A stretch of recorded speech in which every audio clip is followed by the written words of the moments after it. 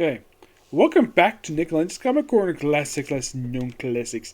This is episode number 1741 and Doubleshot 1635. I have two Marvel trades. First, to collect issues from the early 90s. This is Fantastic Four Epic Collection. I believe this is volume 22. This collects issues 362 to 376. Annuals 25 and 26, and Avengers of the Thing number 3. Avengers of the Thing, that's a reprint series. They included a backup story in here. Now, the first, few issues in this book is basically... Now, I should point out the writers of this book. We have Tom DePaco, who was basically the main writer of the book at this point in time, Paul Ryan, and the late Mark Greenwald. I've never met... And you might be asking, Nick, hey, any of the writer anyone who worked on this book? No, I haven't. Honestly, I haven't. Of course, Paul Ryan is also one of the artists of this book, along with, of course, the other artists are Tom Mentis, George Corinne, Sanjay Rafi, Peter Simpson, and Len Kameski. The artwork was done by Paul Ryan of Herb Trimpe, George Perez, Larry Alexander, Kirk Jevin, Rich Lazicki, and Brian Peliter. Now, I have seen George Perez in person. Yes, I've never spoken to him, but I have seen in person. Now, the first handful of issues in this book is simply put the Fantastic Four. Well, first we start off with redoing an experiment, plus we have a guest appearance here with Spider-Man. Yeah, Spider-Man has a lot of these issues in this trade. Yes. So we deal with that for the opening few issues. We deal with Spider-Man, and they were like an alien that pops up here. He goes off, and then we deal with the storyline that was Occultus, which this starts kind of with issue 326. It starts here, and I don't think it wraps up for quite a while. It doesn't wrap up until you could say it started with 362, yes, but this is the first major story you have in here. Mm-hmm. And I think this wraps up by 365. Yep. 365 is technically where they wrap up the storyline. Yep. And then we have the backup story from Just the Thing number 4. It's just basically about, mostly put, just about Ben Grimm's many girlfriends he had over the years. And then we gotta start with 360 to 370. This is a multi-part storyline that is a tie-in to the Infinity War.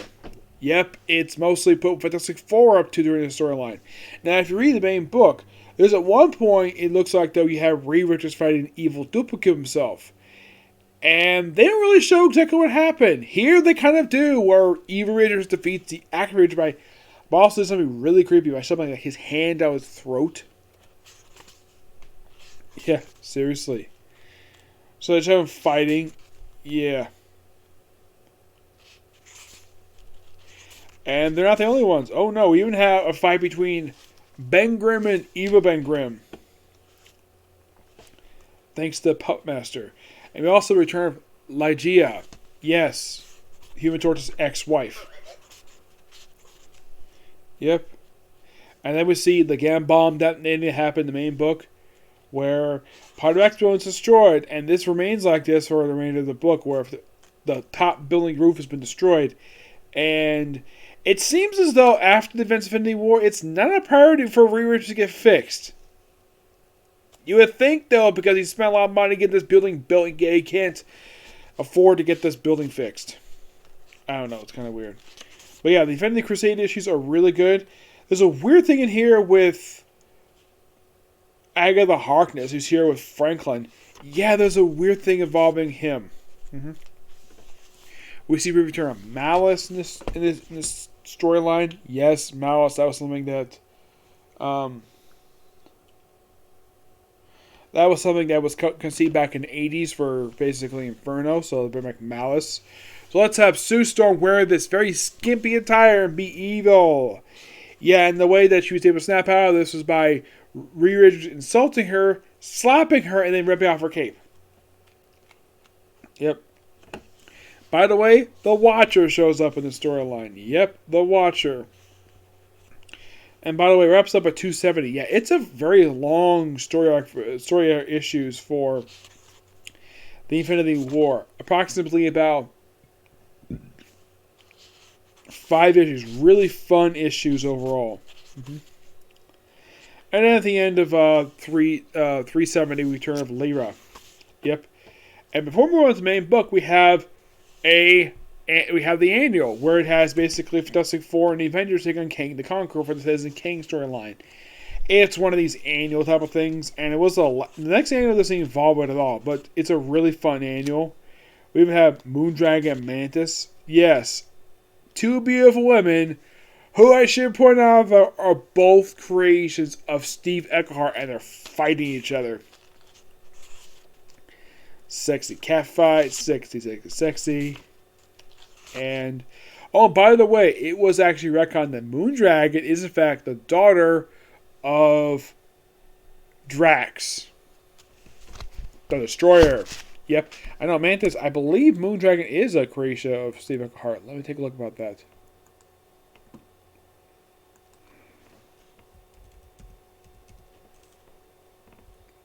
I believe Eckhart created him.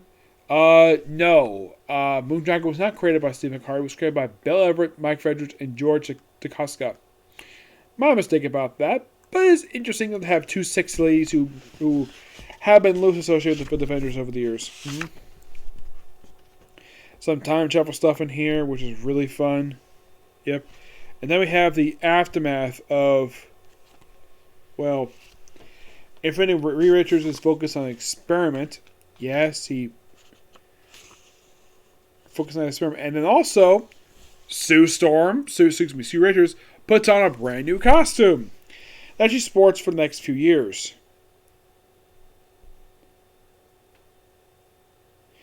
And apparently, yeah, it's like, remember to fix the roof? And she says, you incentive sore redhead jerk. What's wrong with you? Why are you overreacting? You're my problem, mister. You wouldn't even notice if I was dancing naked in Macy's window. And apparently Franklin doesn't like the fact his parents are fighting. Yep. And of course, Sharon shows up in here too, because she does briefly run into, of all people, Alicia Masters. Yep. And we have a couple famous Skrulls, Pybok and Devos. They pop up in here.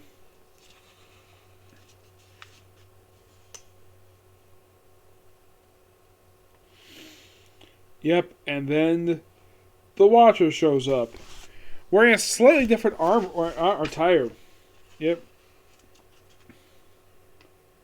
And of course, you have Human Torch running to his ex-wife. Yeah. Oh, we're going Nova. Yeah, that basically is the story arc that spreads the next couple issues. And of course, basically, these guys would dare to try to arrest.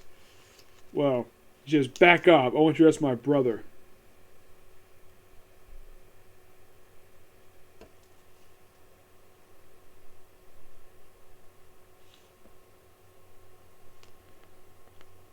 Yeah, and of course, the police tried to arrest Johnny Storm for his fired at Empire State University. He's like, how dare you make an outrageous accusation after all the FFSM for the city? It was an accident, pure and simple. Johnny was desperate for his life, and he made a bad judgment call in the heat of the moment. And don't try it, gentlemen. You're not doing amateur. After taking the menace of Thanos and Harlem and League. What's this? Battle my force field. Trank bullets. Anything less. Yeah, and then of course, Human Torch. He just surrenders. Okay. I said before, read him his rights. You can't use it in court. Now think you won. Our lawyers will have him back on the street before you finish your paperwork. Fire words. Read the man's rights. No hard feeling, Mr. Storm. I've always been a big fan. Can you just go for my kids? Sure. Yeah, that's so funny.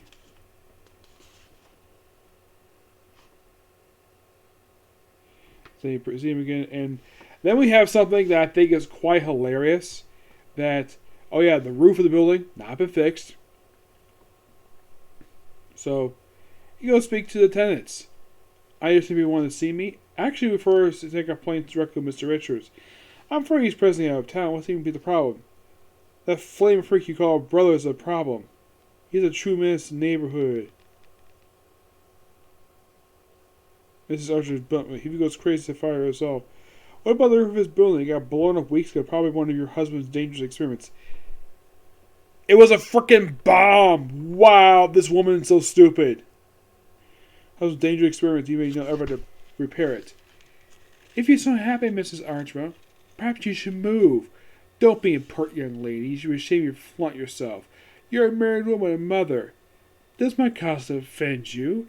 I never believe clothes made the woman. However, they do in your case. Like, what? Yep, it makes all their clothes disappear.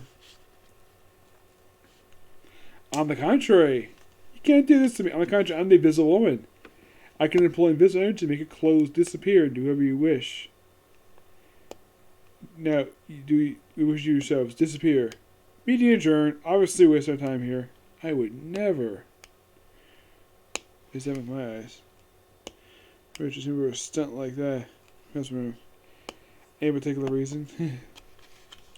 Yeah, apparently these tenants are written to be so stupid. They apparently do not know about frickin' Thanos or the fact there was a frickin' bomb in the building. Yes, a bomb.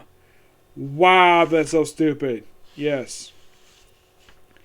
They have guest appearance by J. Jonah Jameson. Of course, Lyra pops up in here as well. Yeah. Whole thing with the scrolls.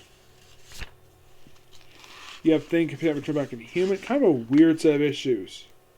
And then, for some strange reason, Tom DeFalco decides to bring in Silver Sable and Wild Pack. Which, you might ask, did they have an ongoing book in the 90s? Yes, they did. 35 issues, though it did have there was a brief one-shot revival part of the 7th anniversary stuff. And this all basically stems with, like, you have basically John to go rogue. Yeah. Dr. Mad, of course, the Molecule Man is here too.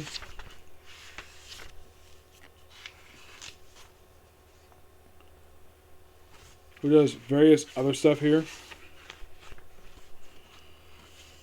And then we have 374, which is a very important issue. Because something happens in this issue that causes the Thing to change.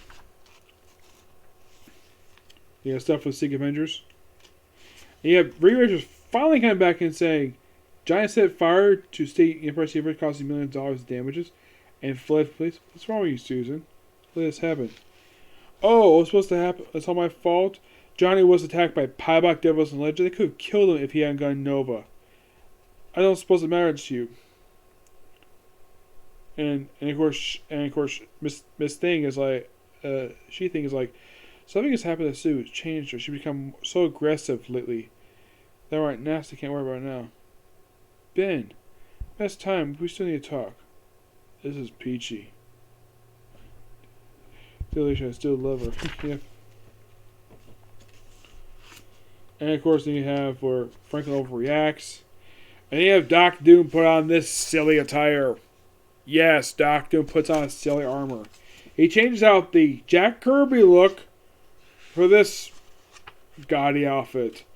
And then we have New Fantastic Four shows up to get into a fight. Yep, a fight. You have the Thing fighting the Hulk.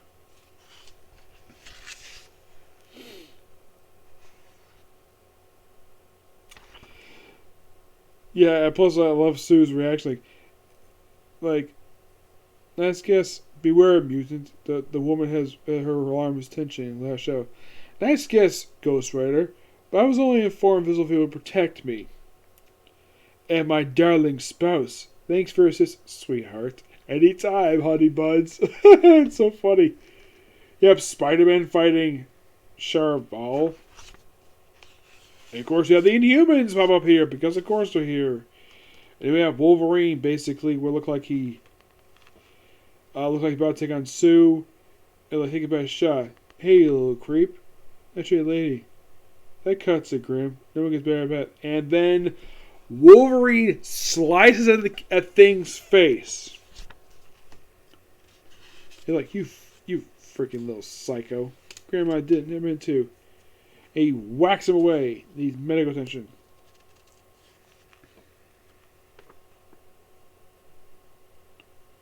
And of course, they continue fighting and don't harm a demon. And then Elijah shows up. Yes.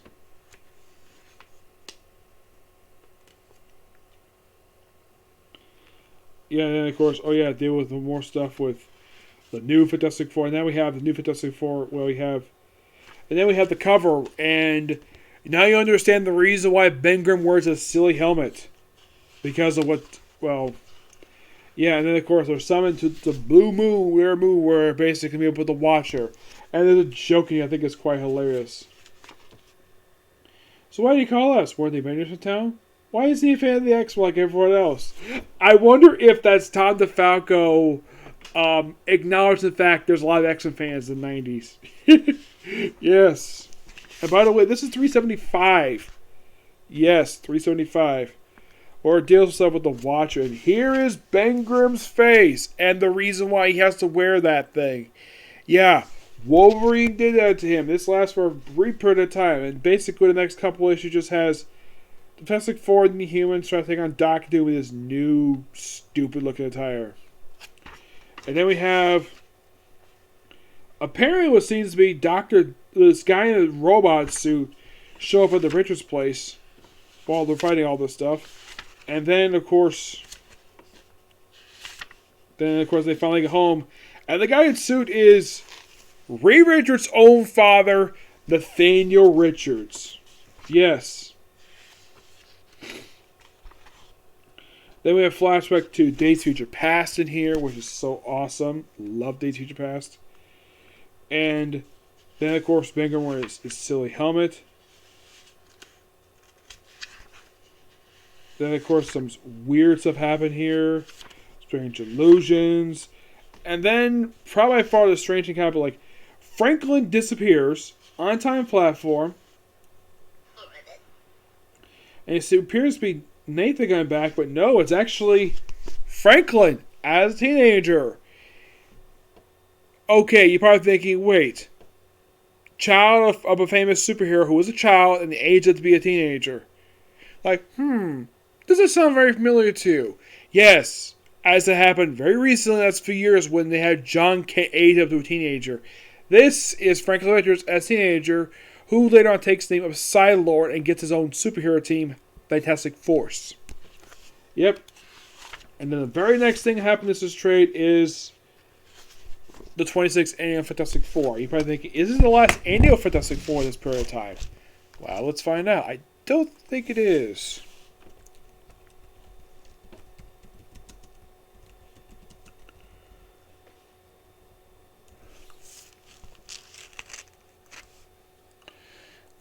Don't think 26 was the last one at this point in time. No, they did publish one more annual after this one. It was annual 27, and then of course, then after that they started doing. I think this was like the last annual published for quite a while. Yeah, you might think, okay, was there any like annuals published from like for like the 90s? Mostly.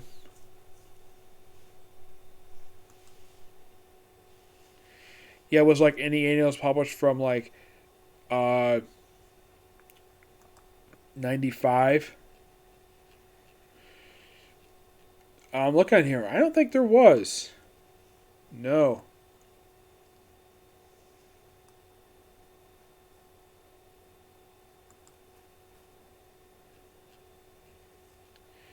Yeah, apparently, like, there was no annual, like, 95 to 97. Yeah, those three never came out. 27 was the last one they came out with.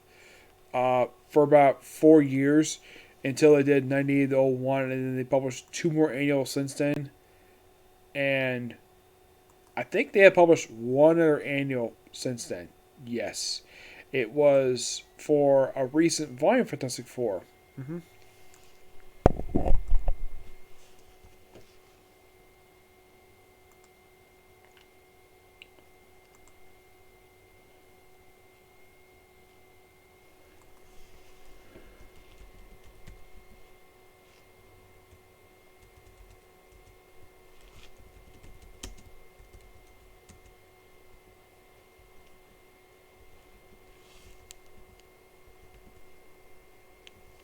Yeah, there was 1 annual published, and that was published in 2014. That was the first one they published since the 33rd annual. It had been like 2 years since the last annual came out. Mm-hmm.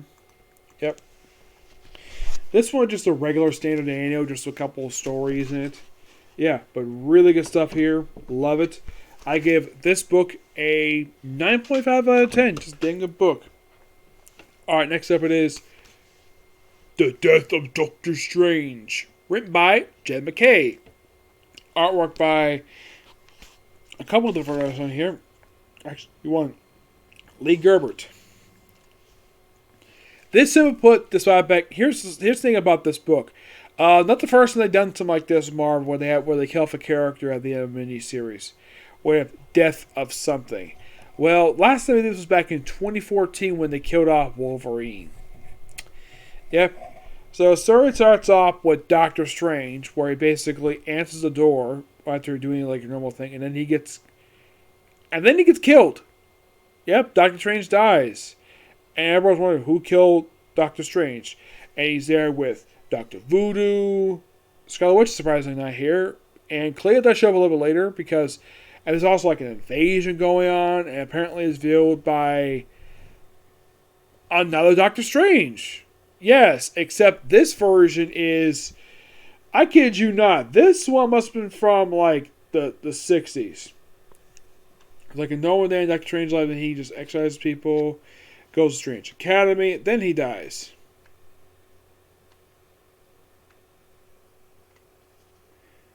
And of course, basically, like, everyone suspects it's Baron Mordo responsible for this. Look at this artwork here.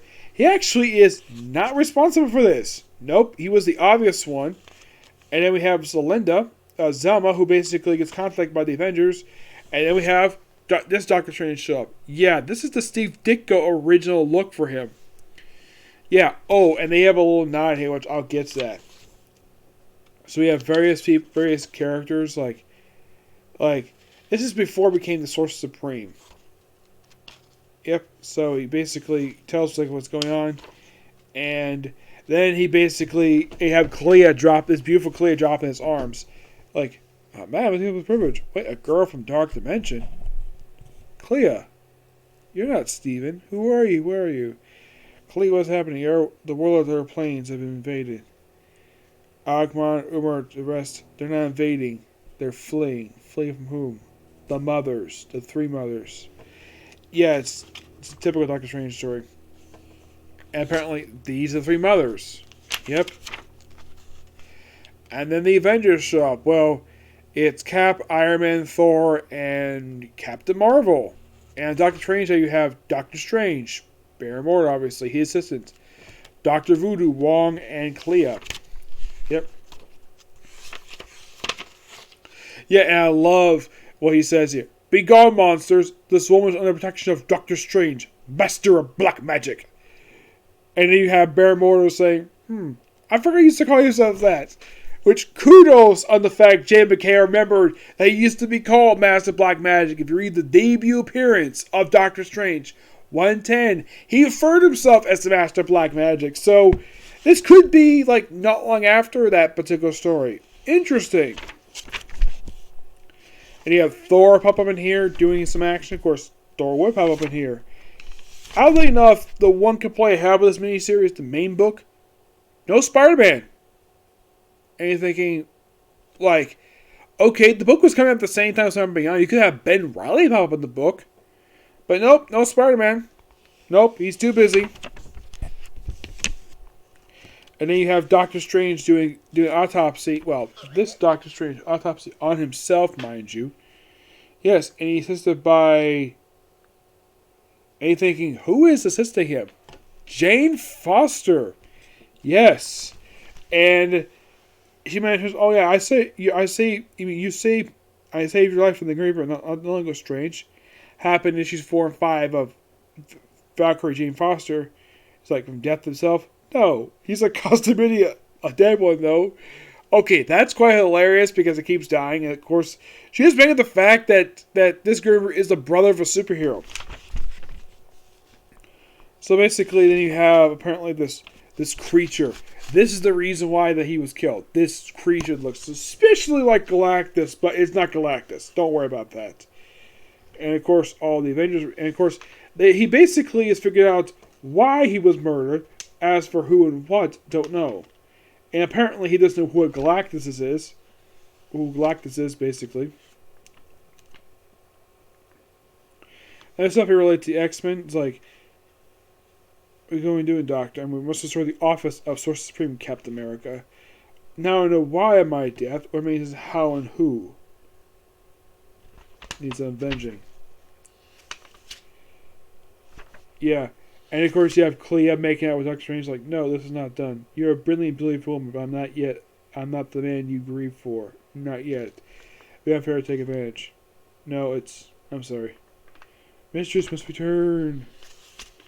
Think where lies the Akamas, a place called Castle Mordo. Yes, Castle Mordo. Yep, so they go retrieve the stuff, basically, Baron Mordo has. Yeah, it was left at his door, so just to frame him. Of course, they get his back. No problem. Yep.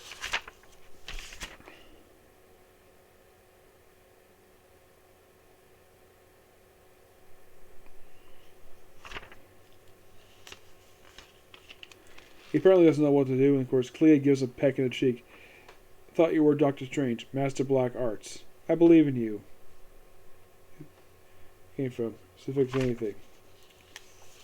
And apparently he doesn't know who Bats is. Yeah. Yep, his ghost dog. So basically all I'll do is investigate, of course, to help with magic, of course. And visit these warlords who are fleeing. Plus, you gotta love this artwork here. It's clear that the writer and artists are clear Doctor Strange fans. Yep. So apparently Mordo's assistant was one who killed Doctor Strange for his hands.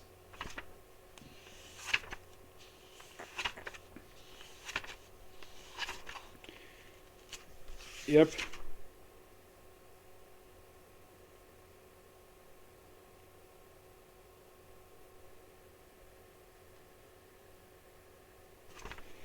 And then the guy transforms into Doctor Strange.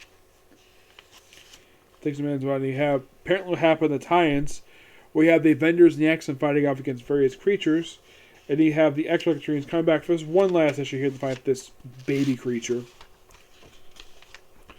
It's really fun here, and then the creature shows up, and of course, then Doctor Strange officially dies once again, and then Clea becomes a new Doctor Strange at the end of this miniseries. And you might be thinking, would this lead to something? Yes! A brand new Strange ongoing series. Well, with Clea as the new Sorcerer Supreme. Yes, Clea. And you might be thinking, does Baron Mordo have... Does he actually confront her in the book about her assuming to have Sorcerer Supreme? You know, he probably could be the Sorcerer Supreme. Yes, he does it in the very first issue. And you might be thinking, does Jed MacKay write the new book? Yes. Yes, it does. And I personally love this book. It's clear, though, that Jed MacKay and the artist, Lee Gerbert, are clear fans of Doctor Strange. Yeah, these are clear Doctor Strange fans. And this book, yes, to give a task to kill off Doctor Strange, it's done really well, and it feels like a Doctor Strange story. It's perfect. A perfect way to end the character. It's similar to what I did with Wolverine, the Wolverine miniseries. Where, yes, that felt like a Wolverine miniseries. Of course, that led to some weird stuff afterwards. Like, series of 3 miniseries and, like, a weekly series. This led to one thing. A brand new ongoing. The first one released in 2 years. Because the first one came out just recently. Yeah, there had not been no Doctor Strange book released in 2 years. Aside from Strange Academy, of course. This book is great. I give this book a 10 out of 10. It is that damn good. I do recommend checking out this book because it is so good. If I get a chance to meet Jed MacKay, I'm bringing this book from the side, along with basically the first trade from Moon Knight. Though I do love his run for Black Cat. And here's the thing about Jed MacKay. I haven't reviewed that much stuff from him. Like this Black Cat, Infinite Destinies... first trade for Moon Knight, which he's done a great job with that book. Here you have Doctor Strange. Now, would I pick out the first trade for Strange when it gets released on Trade Payback? Yes. And here's a little fun fact for you. This current Strange book does count as part of the Legacy number 4 Doctor Strange. And you're thinking, really? Yep, it does. It does. So don't worry about that. Okay, so that's episode review. Next one's going to be Baruto. Okay, next video. Bye.